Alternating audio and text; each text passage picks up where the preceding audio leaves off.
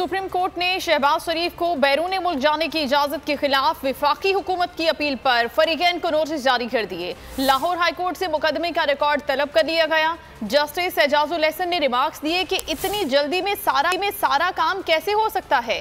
क्या शहबाज शरीफ को कोई मेडिकल इमरजेंसी थी जो इतनी जल्दी समाअत हुई? बादियो नजर में हुकूमत ने लाहौर हाई कोर्ट के फैसले की तौहीन की।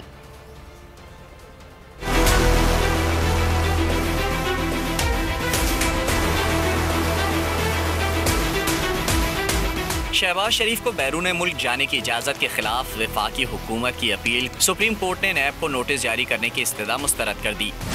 फरीकैन को नोटिस जारी। लाहौर हाई कोर्ट के रजिस्ट्रार से मुकदमे का रिकॉर्ड तलब कर लिया। जस्टिस एजाजुल हसन ने कहा, लाहौर हाई कोर्ट के फैसले के खिलाफ हुकूमती इदारों ने इक़दाम किया। बादियो नज़र में हुकूमत ने लाहौर हाई कोर्ट के फैसले की तौहीन की। जस्टिस सज्जाद अली शाह ने कहा, शहबाज शरीफ की दरख्वास्त पर हाई कोर्ट की 7 मई की मोहर लगी हुई है।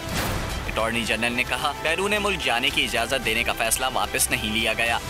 तौहीन अदालत दरख्वास्त के जरिए फैसले पर अमल कराया जा सकता है।